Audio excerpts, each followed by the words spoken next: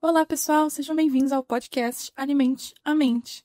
Eu sou Júlia Munari, estudante de nutrição do 5º semestre, e no episódio de hoje eu fui convidada a falar sobre alimentos processados, vilões ou conciliáveis na dieta.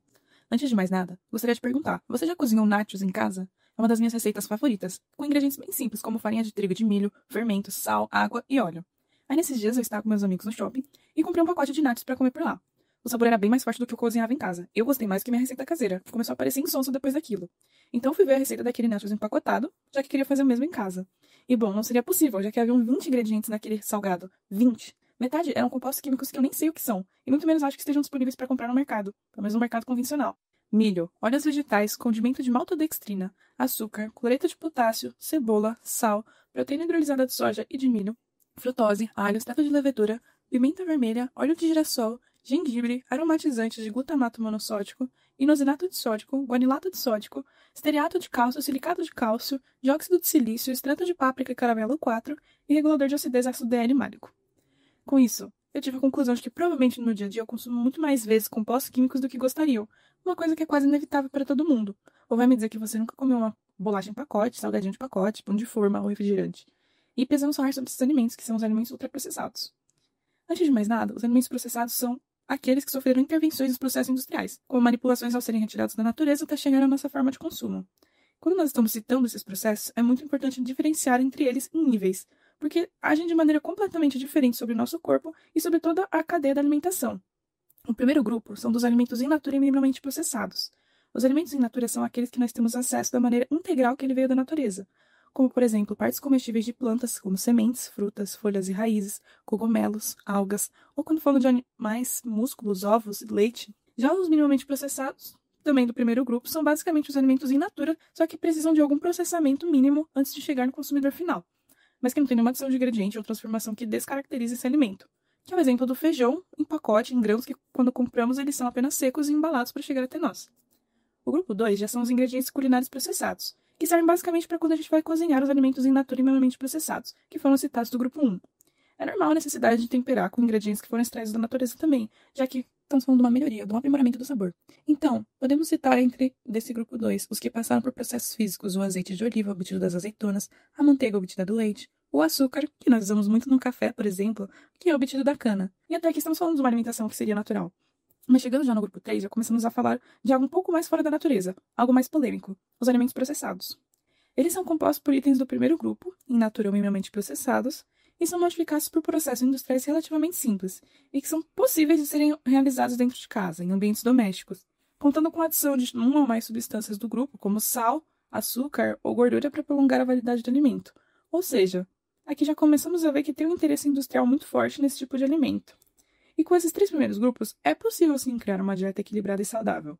Mas chegando na próxima categoria, que não são recomendados em hipótese alguma em termos nutricionais, são aqueles que passaram por muitos mais processos e precisam ser evitados a qualquer custo, segundo o nosso guia alimentar, os ultraprocessados. Então vamos lá. Esse quarto grupo, que não é propriamente de alimentos, mas sim formulações de substâncias obtidas desses outros grupos que nós falamos, vocês já devem até imaginar. São extremamente lucrativos para uma indústria, têm uma validade longa, custa menos, vão em muitos ingredientes para simular o sabor dos alimentos originais. Neles existem muitos realçadores que tendem a causar um estímulo sensorial muito maior, o que os tornam mais viciantes, que é a questão que eu falei dos nachos com a hiperpalatabilidade. Além disso, eles geralmente são carregados de embalagens de plástico, ou seja, há um grande desgaste e descarte que demora para se decompor depois, então há um desgaste da natureza. Temos, por exemplo, os refrigerantes que eu já falei, néctar de frutas e etc. Isso sem dizer que o consumo dos ultraprocessados estão diretamente associados com a pandemia da obesidade que estamos vivendo. Também uma mortalidade mais precoce associada a diversas doenças crônicas não transmissíveis, como hipertensão, diabetes, e 32 agravos de saúde humanas, incluindo câncer, doenças cardíacas e pulmonares graves, doenças mentais e morte precoce. Os riscos estão aumentando progressivamente e, é fato, ultraprocessados encurtam o tempo de vida. Não são adequados para a dieta, em qualquer tipo de consumo seja moderado, porque são extremamente pobres em nutrientes essenciais e ricos em aditivos que nosso corpo não utiliza fisiologicamente falando, e muito pelo contrário, desequilibram as nossas funções homeostáticas. É uma afirmação científica dizer que nós não podemos dar espaço para esse quarto grupo, porque precisamos ter uma autonomia alimentar e reconhecer o que estamos levando à mesa, ou o que comemos quando estamos num rolê com os amigos, ou quando voltamos do trabalho cansado.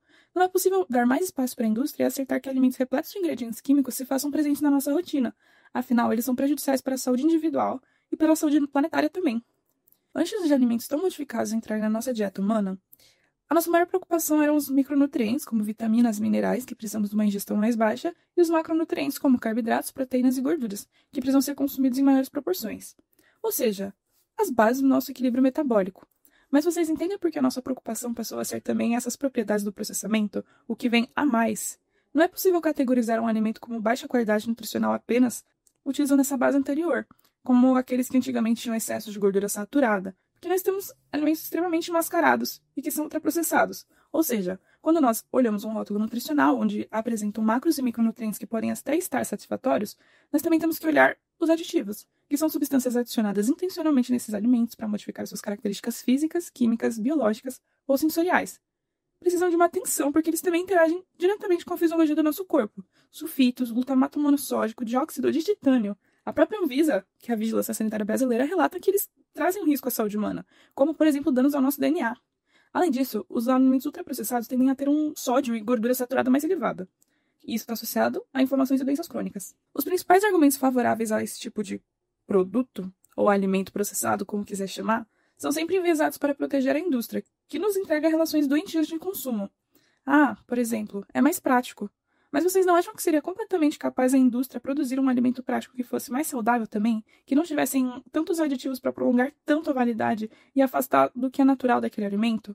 O desinteresse é obviamente baseado no impacto de lucratividade. Ou seja, a saúde final do consumidor vai depender do lucro. E não vale esse risco. Como vou defender esse tipo de alimento? Outro argumento é de baixo custo. Mas quem ditou o valor de um alimento? Por que o preço industrial foi barateado ao longo dos anos e os produtos da natureza, como de produções agroecológicas, foram hiperfaturados, de maneira geral? E não é possível argumentar a favor de parâmetros lucrativos em cima da nossa fonte de energia de vida. A saúde não deveria ser negligenciada, e nem comprável. Eu sei que é impossível relatar isso numa esfera individual, porque não é culpa do consumidor. Justamente engolimos o que a indústria nos propõe porque é o que cabe no nosso bolso. São proporções enormes com aquele marketing venenoso, cheio de estímulos, com cores vermelhas, amarelas em todo canto, animaizinhos felizes, famílias e amigas reunidos, sorrindo. Uma farsa do produto que está sendo nos entregue. Outro argumento da indústria também é sobre sua contribuição para o abastecimento alimentar e eficiência na produção. Entretanto, pouco se fala do aumento exponencial da produção de embalagens descartadas simultaneamente após o consumo desses alimentos.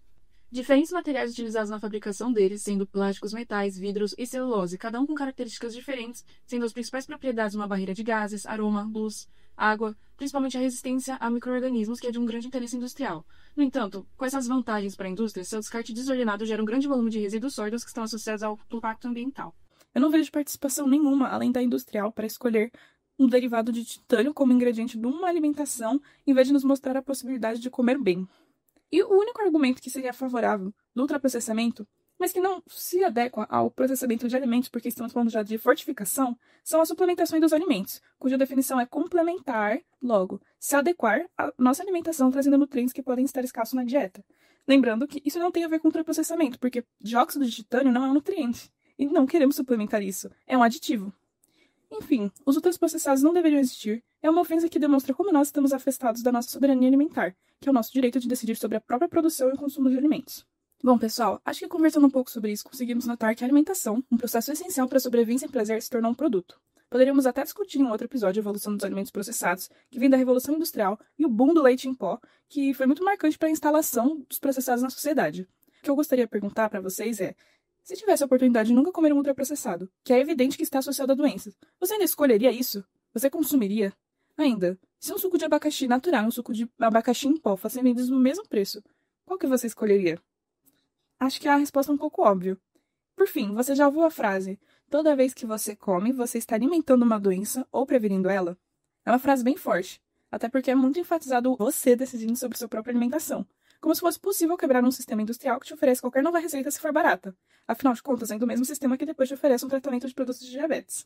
Enfim, chegamos ao final desse episódio e a conclusão que podemos ter, num ponto de vista nutricional, é de que os alimentos processados, do grupo 3, são completamente conciliáveis com a nossa dieta. Apesar da adição de sódio e gordura usual, eles podem ser moderados e equilibrados com o grupo 1 e 2 e representar uma dieta completamente saudável. O problema é quando avançamos para o grupo 4, dos ultraprocessados, porque neles existem muitos aditivos químicos que não são aproveitáveis para o nosso corpo, muito pelo contrário. Esses químicos, além de inutilizáveis para o nosso funcionamento, podem interagir com o nosso organismo causando muitas doenças, e que, portanto, só nos aproximam de uma situação de malefício, e nunca de benefício. Diante disso, É claro que são de interesse puramente industrial e não fisiologicamente interessante para nós. Tal qual vilões, ultraprocessados representam apenas o lado mal da história. Abraço para todos que nos ouviram. Esse conteúdo foi baseado em artigos científicos que eu vou deixar disponível na descrição.